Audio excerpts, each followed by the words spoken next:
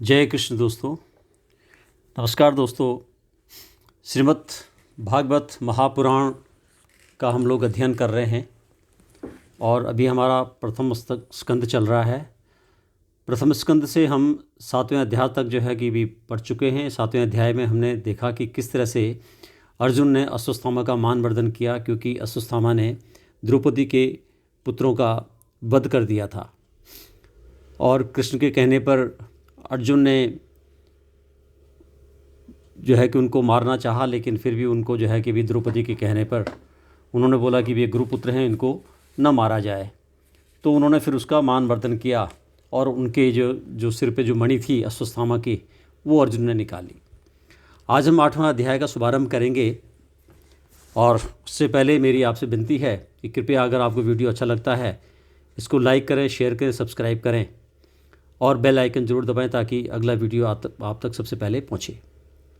चलिए 8वां अध्याय का शुभारंभ करते हैं। श्री गणेश करते हैं। ओम श्री गणेशाय नमः। ओम नमो भगवते वासुदेवाय। ओम नमो भगवते वासुदेवाय। ओम नमो भगवते वासुदेवाय। गर्भ में परीक्षित की रक्षा, कुंती के द्वारा भगवान की स्तुति और युधिष्ठिर का शोक। सूत जी कहते हैं, इसके बाद पांडव श्री कृष्ण के साथ जलांगल के इच्छुक मरे हुए स्वजनों का तर्पण करने के लिए स्त्रियों को आगे करके गंगा तट पर गए। वहाँ उन सब ने मृत बंधुओं को जलदान दिया और उनके गुणों का स्मरण करके बहुत विलाप किया। तदनंतर भगवान के चरण कमलों की धूलि से पवित्र गंगा जल में पुनः स्नान किया। वहाँ अपने भाइयों के साथ कुरुपति महाराज युधिष्ठिर, धृतराष्ट्र, पुत्र शोक से व्याकुल गांधारी, कुंती और द्रौपदी सब बैठकर मरे हुए स्वजनों के लिए शोक करने लगे। भगवान श्री कृष्ण ने धौम्यादि मुनियों के साथ उनको सांत्वना दी और समझाया कि संसार के सभी प्राणी काल के अधीन हैं, मौत से किसको कोई बचा नहीं सकता। इस प्रकार भगवान श्री कृष्ण ने अजात शत्रु महाराज युधिष्ठिर को उनका वह राज्य जो धूर्तों ने छल से छीन लिया था वापस दिलाया और द्रौपदी के केशों का स्पर्श करने से जिनकी आयु क्षीण हो गई थी उन दुष्ट राजाओं का वध कराया। साथ ही युधिष्ठिर के द्वारा उत्तम सामग्रियों से तथा पुरोहितों से 3 अश्वमेध यज्ञ कराए। इस प्रकार युधिष्ठिर के पवित्र यश को 100 यज्ञ करने वाले इंद्र यश की तरह सब ओर फैला दिया। इसके बाद भगवान श्री कृष्ण ने वहाँ से जाने का विचार किया।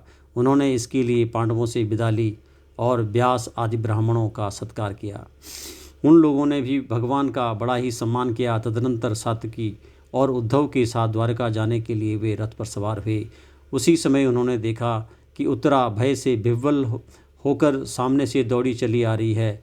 उत्तरा ने कहा, देवादिदेव जगदीश्वर, आप महायोगी हैं, आप मेरी रक्षा कीजिए। आपके अतिरिक्त इस लोक में मुझे अभय देने वाला और कोई नहीं है, क्योंकि यहाँ सभी परस्पर एक दूसरे की मृत्यु के निमित्त बन रहे हैं।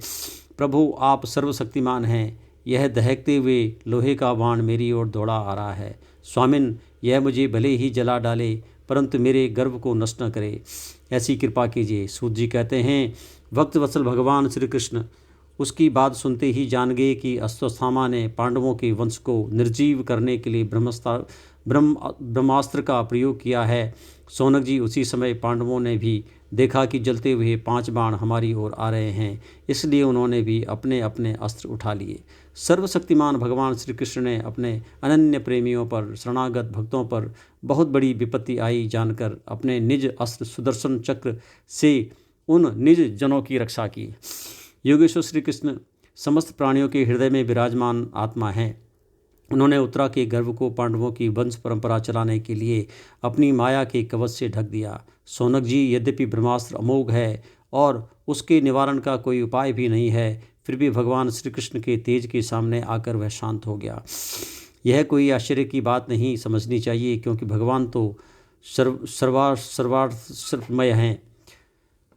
वे ही अपनी निज शक्ति माया से स्वयं अजन्मा होकर भी इस संसार की सृष्टि, रक्षा और संहार करते हैं। जब भगवान श्री कृष्ण जाने लगे तब ब्रह्मास्त्र की ज्वाला से मुक्त अपने पुत्रों के और द्रौपदी के साथ सती कुंती ने भगवान श्री कृष्ण की इस प्रकार स्तुति की। कुंती ने कहा, आप समस्त जीवों के बाहर और भीतर एक रस स्थित हैं, फिर भी इंद्रियों और वृत्तियों से देखे नहीं जाते, क्योंकि आप प्रकृति से परे आदि पुरुष परमेश्वर हैं। मैं आपको नमस्कार करती हूँ। इंद्रियों से जो कुछ जाना जाता है उसकी तह में आप विद्यमान रहते हैं और अपनी ही माया के पर्दे से अपने को ढके रहते हैं। मैं अबोध नारी, आप अविनाशी पुरुषोत्तम को भला कैसे जान सकती हूँ। जैसे मूढ़ लोग दूसरे वेश धारण करके हुए नट को प्रत्यक्ष देखकर भी नहीं पहचान सकते, वैसे ही आप दिखते हुए भी नहीं दिखते। आप शुद्ध हृदय वाले विचारशील जीवन मुक्त परमहंसों के हृदय में अपनी प्रेममयी भक्ति का सृजन करने के लिए अवतीर्ण हुए हैं। फिर हम अल्पबुद्धि स्त्रियां आपको कैसे पहचान सकती हैं। आप श्री कृष्ण वासुदेव देवकी नंदन नंद गोप के लाडले लाल गोविंद को हमारा बारंबार प्रणाम है, जिनकी नाभि से ब्रह्मा का जन्मस्थान कमल प्रकट हुआ है, जो सुंदर कमलों की माला धारण करते हैं, जिनके नेत्र कमल के समान विशाल और कोमल हैं, जिनके चरण कमलों में कमल का चिन्ह है। श्री कृष्ण, ऐसे आपको मेरा बार बार नमस्कार है। ऋषिकेश, जैसे आपने दुष्ट कंस के द्वारा कैद की हुई और चिरकाल से शोकग्रस्त देवकी की रक्षा की थी, वैसे ही पुत्रों के साथ मेरी भी आपने बार बार विपत्तियों से रक्षा की है। आप ही हमारे स्वामी हैं, आप सर्वशक्तिमान हैं। श्री कृष्ण, कहाँ तक गिनाऊं। विष से लाक्षागृह की भयानक आग से, हिडिंब आदि राक्षसों की दृष्टि से, दुष्टों की दूत सभा से, वनवास की विपत्तियों से और अनेक बार युद्धों में अनेक महारथियों के शस्त्र शास्त्रों से और अभी अभी इस अस्वस्थामा के ब्रह्मास्त्र से भी आपने ही हमारी रक्षा की है। जगत गुरु, हमारे जीवन में सर्वदा पद पद पर विपत्तियां आती रहें, क्योंकि विपत्तियों में ही निश्चित रूप से आपके दर्शन हुआ करते हैं और आपके दर्शन हो जाने पर फिर जन्म मृत्यु के चक्कर में नहीं आना पड़ता। ऊंचे कुल में जन्म, ऐश्वर्य, विद्या और संपत्ति के कारण जिसका घमंड बढ़ रहा है, वह मनुष्य तो आपका नाम भी नहीं ले सकता, क्योंकि आप तो उन लोगों को दर्शन देते हैं जो अकिंचन हैं। आप निर्धनों के परम धन हैं। माया का प्रपंच आपका स्पर्श भी नहीं कर सकता। आप अपने आप में ही विहार करने वाले परम शांत रूप हैं। आप ही कैवल्य मोक्ष के अधिपति हैं। आपको मैं बार बार नमस्कार करती हूँ। मैं आपको अनादि अनंत सर्वव्यापक सबके नियंता काल रूप परमेश्वर समझती हूँ। संसार के समस्त पदार्थ और प्राणी आपस में टकराकर विषमता के कारण परस्पर विरुद्ध हो रहे हैं, परंतु आप सब में समान रूप से विचर रहे हैं। भगवान, आप जब मनुष्यों की सी लीला करते हैं तब आप क्या करना चाहते हैं, यह कोई नहीं जानता। आपका कभी कोई न प्रिय है न कोई अप्रिय। आपके संबंध में लोगों की बुद्धि ही विषम हुआ करती है। आप विश्व के आत्मा हैं, विश्वरूप हैं। न आप जन्म लेते हैं और न कर्म ही करते हैं, फिर भी पशु पक्षी मनुष्य ऋषि जलचर आदि में आप जन्म लेते हैं और उन योनियों के अनुरूप दिव्य कर्म भी करते हैं। यह आपकी लीला ही तो है। जब बचपन में आपने दूध की मटकी फोड़कर यशोदा मैया को खिंचा दिया था और उन्होंने आपको बांधने के लिए हाथ में रस्सी ली थी, तब आपकी आंखों में आंसू झलक रहे थे। काजल कपोलों पर बह चला था, नेत्र चंचल हो रहे थे और भय की भावना से आपने अपने मुख को नीचे की ओर झुका लिया था। आपकी उस दशा का लीला छवि का ध्यान करके मैं मोहित हो जाती हूँ। भला जिससे भय भी भय मानता है, उसकी यह दशा। आपने अजन्मा होकर भी जन्म क्यों लिया है, इसका कारण बतलाते हुए कोई महापुरुष यूँ कहते हैं कि जैसे मलयाचल की कीर्ति का विस्तार करने के लिए उसमें चंदन प्रकट होता है, वैसे ही अपने प्रिय भक्त पुण्य श्लोक राजा यदु की कीर्ति का विस्तार करने के लिए ही आपने उनके वंश में अवतार ग्रहण किया है। दूसरे लोग यूँ कहते हैं कि वसुदेव और देवकी ने पूर्व जन्म में सुतपा और प्रश्न के रूप में आपसे यह वरदान प्राप्त किया था, इसलिए आप अजन्मा होते हुए भी जगत के कल्याण और दैत्यों के नाश के लिए उनके पुत्र बने हैं। कुछ और लोग यूँ कहते हैं कि यह पृथ्वी दैत्यों के अत्यंत भार से समुद्र में डूबते हुए जहाज़ की तरह डगमगा रही थी। पीड़ित हो रही थी, तब ब्रह्मा की प्रार्थना से उसका भार उतारने के लिए ही आप प्रकट हुए हैं। कोई महापुरुष यूँ कहते हैं कि जो लोग इस संसार में अज्ञान, कामना और कर्मों के बंधन में जकड़े हुए पीड़ित हो रहे हैं, उन लोगों के लिए श्रवण और स्मरण करने योग्य लीला करने के विचार से ही आपने अवतार ग्रहण किया है। भक्तजन बार बार आपके चरित्र का श्रवण, गान, कीर्तन एवं स्मरण करके आनंदित होते रहते हैं। वही अविलंब आपके उस चरण कमल का दर्शन कर पाते हैं जो जन्म मृत्यु के प्रवाह को सदा के लिए रोक देता है। भक्त वात्सल कल्प तरु प्रभो, क्या अब आप अपने आश्रित और संबंधी हम लोगों को छोड़कर जाना चाहते हैं? आप जानते हैं कि आपके चरण कमलों के अतिरिक्त हमें और किसी का सहारा नहीं है। पृथ्वी के राजाओं के तो हम यूँ ही विरोधी हो गए हैं। जैसे जीव के बिना इंद्रियां शक्तिहीन हो जाती हैं, वैसे ही आपके दर्शन बिना यदुवंशियों के और हमारे पुत्र पांडवों के नाम तथा रूप का अस्तित्व ही क्या रह जाता है। गदाधर आपके विलक्षण चरण चिन्हों से चिन्हित यह कुरुंजांगल देश की भूमि आज जैसी शोभायमान हो रही है, वैसी आपके चले जाने के बाद न रहेगी। आपकी दृष्टि के प्रभाव से ही यह देश पकी हुई फसल तथा लता वृक्षों से समृद्ध हो रहा है। ये वन, पर्वत, नदी और समुद्र भी आपकी दृष्टि से ही वृद्धि को प्राप्त हो रहे हैं। आप विश्व के स्वामी हैं, विश्व के आत्मा हैं और विश्वरूप हैं। यदुवंशियों और पांडवों में मेरी बड़ी ममता हो गई है। आप कृपा करके स्वजनों के साथ जुड़े हुए इस स्नेह की दृढ़ फांस को काट दीजिए। श्री कृष्ण जैसे गंगा की अखंड धारा समुद्र में गिरती रहती है, वैसे ही मेरी बुद्धि किसी और न जाकर आपसे ही निरंतर प्रेम करती रहे। श्री कृष्ण अर्जुन के प्यारे सखा, यदुवंशियों के शिरोमणि, आप पृथ्वी के भार रूप राजवेशधारी दैत्यों को जलाने के लिए अग्निस्वरूप हैं।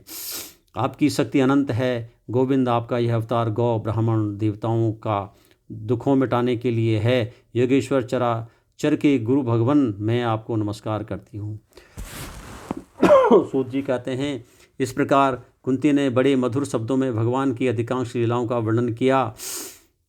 यह सब सुनकर भगवान श्री कृष्ण अपनी माया से उसे मोहित करते हुए से मंद मंद मुस्कुराने लगे। उन्होंने कुंती से कहा, अच्छा ठीक है, और रथ के स्थान से वे हस्तिनापुर लौट आए। वहाँ कुंती और सुभद्रा आदि देवियों से विदा लेकर जब वे जाने लगे, तब राजा युधिष्ठिर ने बड़े प्रेम से उन्हें रोक लिया।